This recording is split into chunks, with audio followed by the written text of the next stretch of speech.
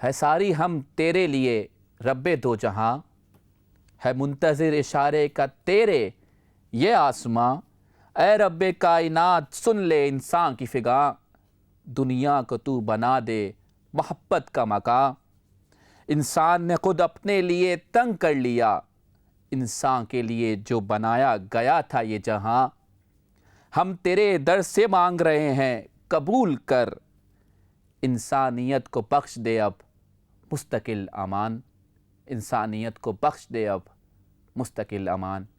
بسم اللہ الرحمن الرحیم۔ السلام علیکم ورحمۃ اللہ وبرکاتہ۔ پروگرام خطیب مستقبل کے ساتھ میں ہوں آپ کا میزبان مظہر احمد خان۔ ناظرین، جیسا کہ آپ اب تک دیکھتے آئے ہیں کہ ہمارے ساتھ روزانہ 4 نئے مقررین موجود ہوتے ہیں جو کہ دیے گئے موضوع کے اوپر لب کشائی کرتے ہیں۔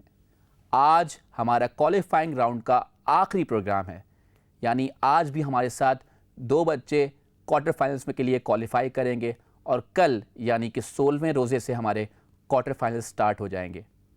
تو ناظرین، ہمارے ساتھ ججمنٹ پینل میں روزانہ کی طرح موجود ہوتے ہیں ڈاکٹر جواد اور علی رضا خان صاحب۔ السلام علیکم۔ وعلیکم السلام۔ کیسے ہیں آپ لوگ؟ اللہ کا کرم۔ آج آخری راؤنڈ ہے کوالیفائنگ راؤنڈ، کیسا اب تک کا آپ کا لگا، آپ لوگوں کو کیسا سفر لگا؟ ماشاءاللہ بہت اچھے مقررین ہمارے سامنے پیش ہوئے اور ہر دن ایک نئی جہت نظر آئی، ایک نیا ٹیلنٹ نظر آیا، بے شک۔ تو بہت اچھا رہا۔ ڈاکٹر صاحب آپ کچھ کہیں گے؟ بہت محنت کی ہے بچوں نے، اور جس طرح سے کوالیفائنگ وہ آڈیشنز ہوئے تھے اور اس کے بعد پھر کوالیفائنگ راؤنڈز آج آخری ہے، اور انشاءاللہ ہم دیکھتے ہیں کہ آگے جو بیسٹ ہوں گے وہی آگے جائیں گے انشاءاللہ، بے شک، اور امید کرتے ہیں کہ انشاءاللہ ہمارے پاس جو کریم ہوگی وہ اینڈ تک جائے گی۔ بے شک۔ تو ناظرین، اب بلا کسی تاخیر میں اپنے ایوان میں سے پہلے مقرر کو دعوت دوں گا۔ ان کی عمر ہے 13 سال اور ان کا نام ہے فراز الحسن۔ فراز آ جائیے بیٹا۔ السلام علیکم فراز۔ وعلیکم السلام۔ کیسے ہیں آپ؟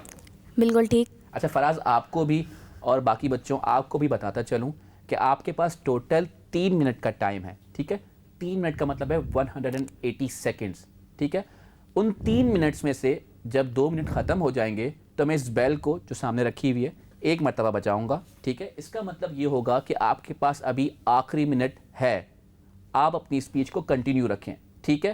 لیکن جیسے ہی 180 سیکنڈز ختم ہو جائیں گے، یعنی کہ 3 منٹ کا ٹائم ختم ہو جائے گا، میں اس بیل کو 2 بار بجاؤں گا، اور اس کا مطلب یہ ہوگا کہ اب آپ جو اپنا جملہ کہہ رہے ہیں صرف اس کو کمپلیٹ کیجئے، آپ کا ٹائم ختم ہو گیا ہے، ٹھیک ہے؟ ریڈی؟ اور ساتھ ساتھ ٹائمر ہماری اسکرین پہ بھی چل رہا ہے، ٹھیک ہے؟ تو اگر آپ چاہیں تو آپ وہاں سے بھی ٹائم نوٹ کر سکتے ہیں۔ ریڈی ہیں سب لوگ؟ تو فراز، آپ کا وقت شروع ہوتا ہے اب۔ بسم اللہ الرحمن الرحیم۔ گھٹا سر پہ ادبار کی چھا رہی ہے، فلاکت سما اپنا دکھلا رہی ہے، نحوست پسو پیش منڈلا رہی ہے، ہر ایک سمت سے یہ صدا آ رہی ہے کہ کل کیا کون تھے آج کیا ہو گئے تم، ابھی جاگتے تھے ابھی سو گئے تم۔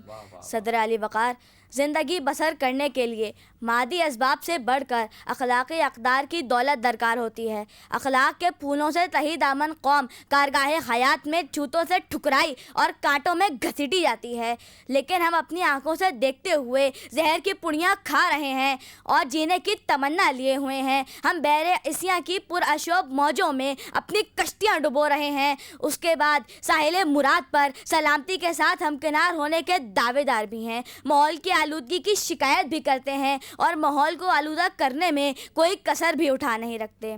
صدر علی وقار، آج مجھے جس عنوان پر بولنا ہے کچھ اسی قسم کا ہے، روزہ اور حقوق العباد۔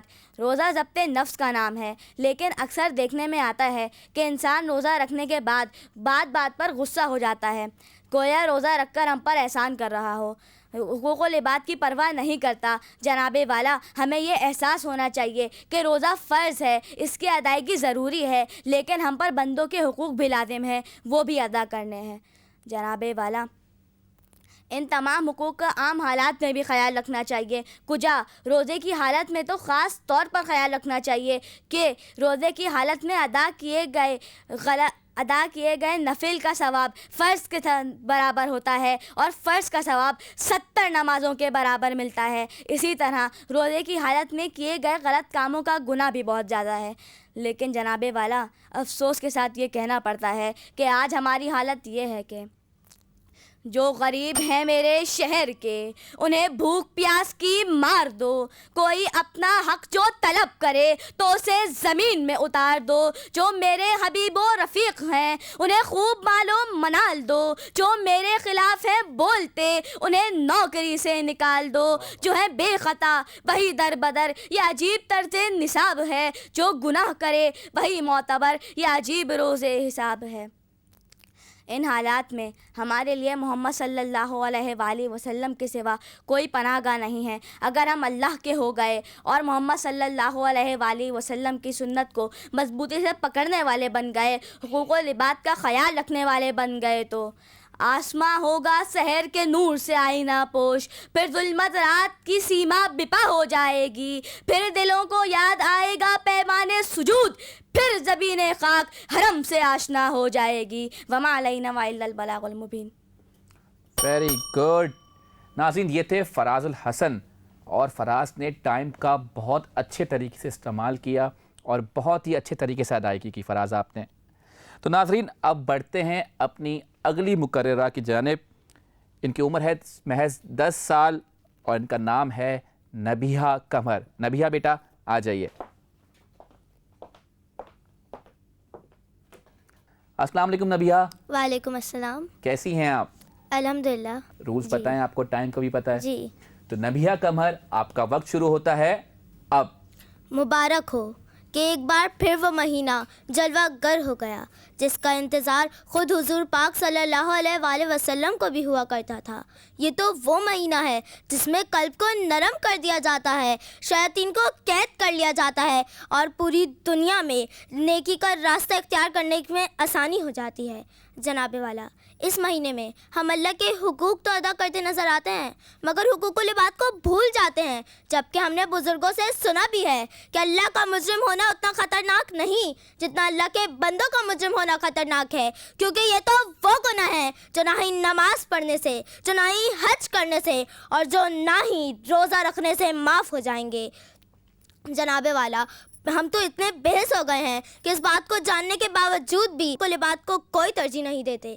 جناب والا, جب رمضان کے آخری دنوں میں بازاروں کی رونقیں عروج پر ہوتی ہیں تو دکاندار منافع خوری کے نئے سے نئے ریکارڈ قائم کرتے ہیں اور بعض اوقات تو کچھ مالکان ملازمین کی تنخواہ روک لیتے ہیں, جبکہ اسلام تو ان افعال سے بچنے کی تربیت دیتا ہے. جی ہاں جناب والا, آؤ کہ ان لوگوں کو دعاؤں میں یاد رکھیں جو ظلم و بربریت کے بازار میں اپنی زندگی بسر کر رہے ہیں.